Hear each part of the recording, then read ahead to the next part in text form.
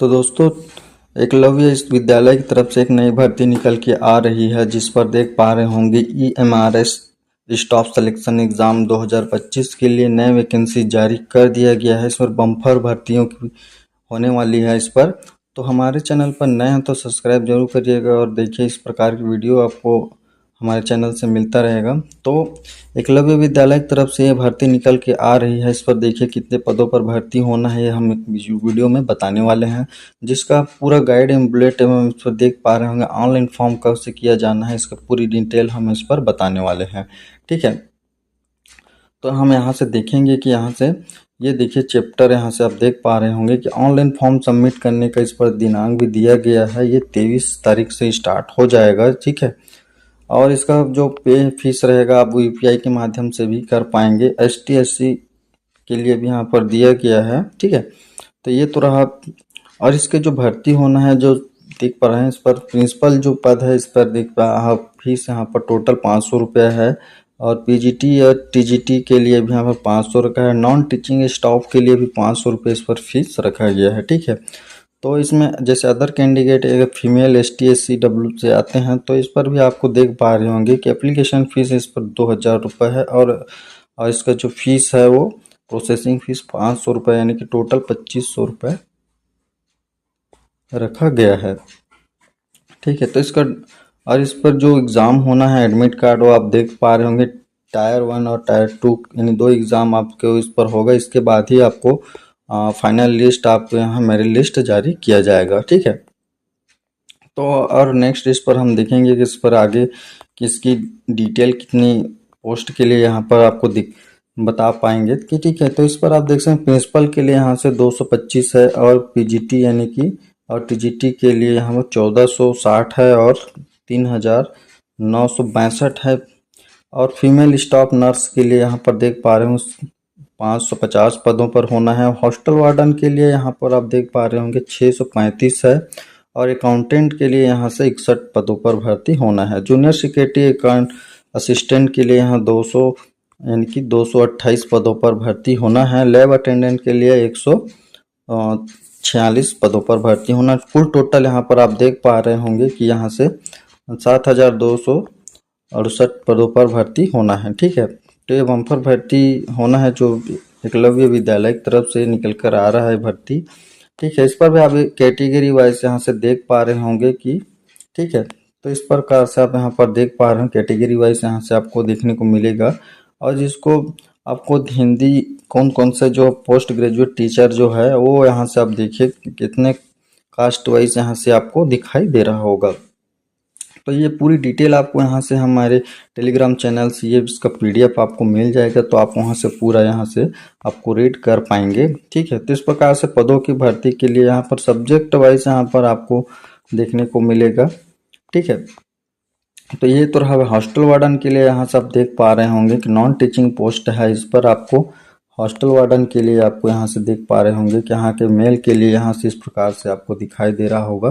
ठीक है, तो इसमें टोटल आपको यहाँ से पदों पर भर्ती के लिए आप देख पा रहे होंगे डिटेल। यहाँ पर आपको टीचिंग पोस्ट के लिए आप यहाँ से देख लेंगे।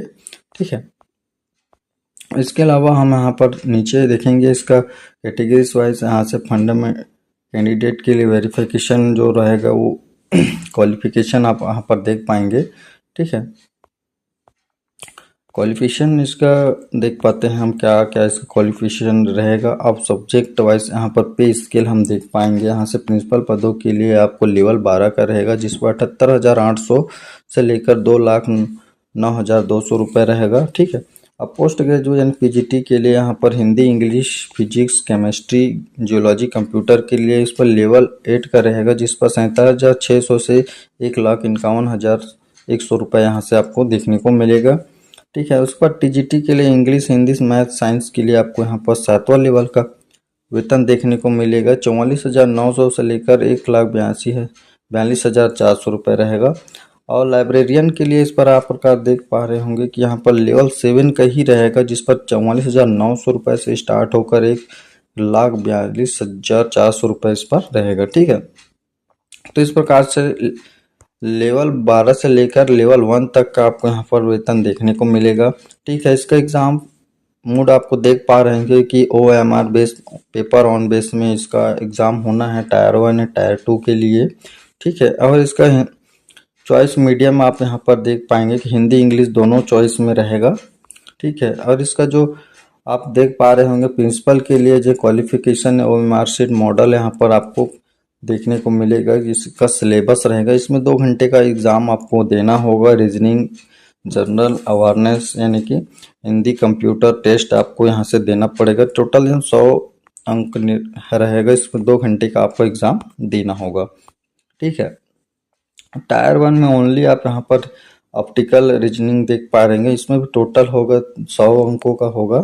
ठीक है, और इसका जो 3 घंटे का एग्ज़ाम इस पर भी आपको देखने को मिलेगा। ठीक है, उसके बाद यहाँ से टायर 3 में आप देख पा रहे होंगे इंटरव्यू रहेगा इस पर।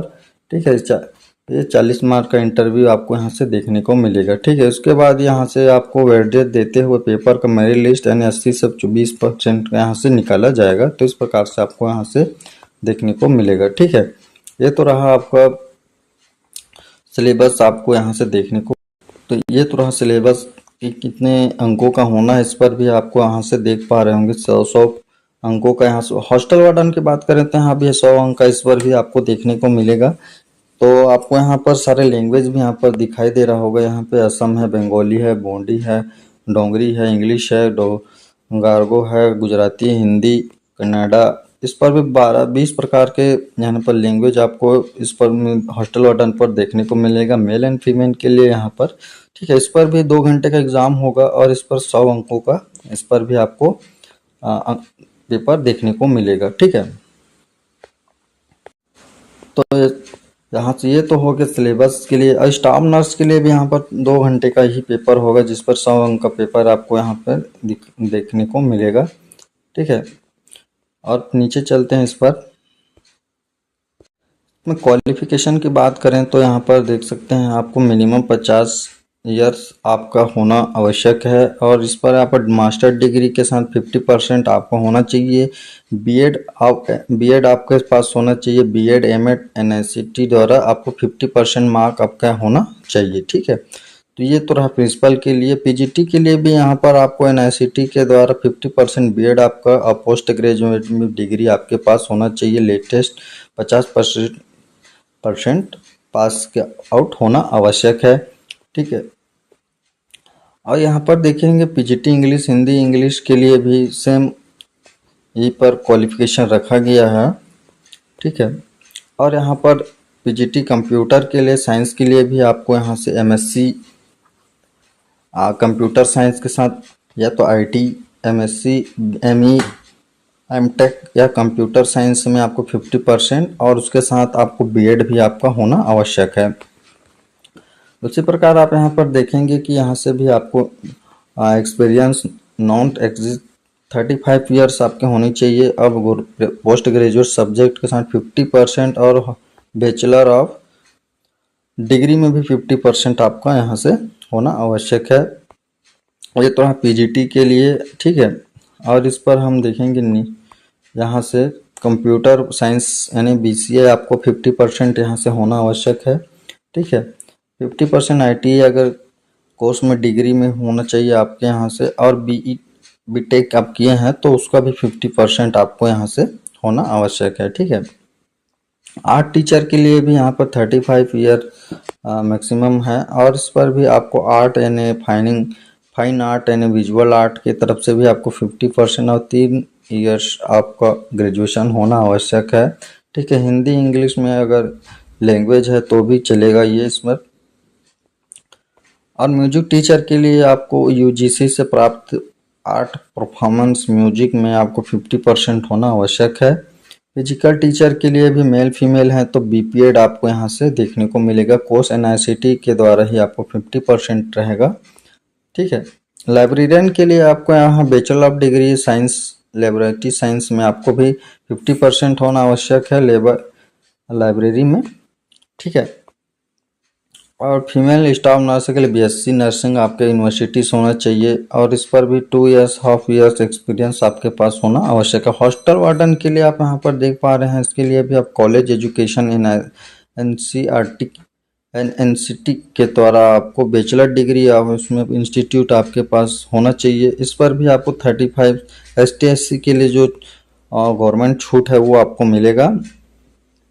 ठीक है, तो इस प्रकार से आपको इस पर भी आवेदन कर सकते हैं। इस प्रकार से आपको सभी आपको यहाँ पर लैब अटेंडेंट के लिए भी आपको यहाँ से लेबोरेटरी टेक्नीशियन में आपको रीजनिंग बोर्ड के द्वारा 12वीं पास साइंस में होना आवश्यक है।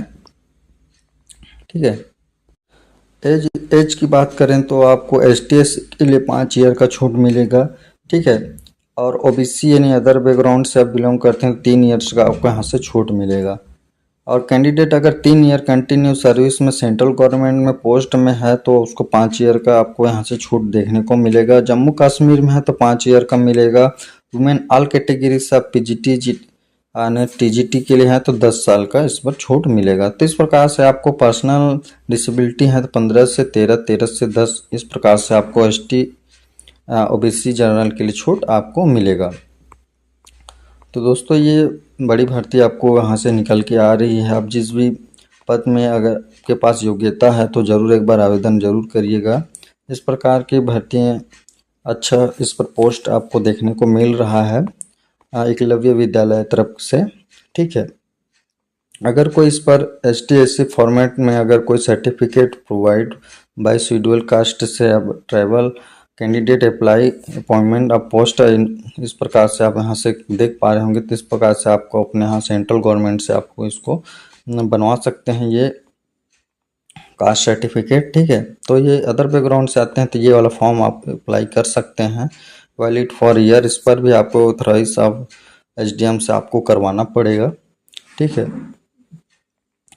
तो वीडियो पर बस इतना ही दोस्तों। मिलते हैं नेक्स्ट वीडियो पर, जिस पर आप भर्ती पर आप तैयारी करना चाह रहे हैं टीचिंग से या तो हॉस्टल वार्डन के लिए, तो इस पर आप ज़रूर आवेदन करिएगा। अच्छा खासा इस पर अभी बम्पर भर्ती आपको देखने को मिल रहा है। तो मिलते हैं नेक्स्ट वीडियो में, तब तक के लिए धन्यवाद दोस्तों। इसका हम टेलीग्राम में इसका PDF हम ज़रूर प्रोवाइड कर देंगे, आप वहाँ से ज़रूर रीड करिएगा। मिलते हैं नेक्स्ट वीडियो में, तब तक के लिए धन्यवाद।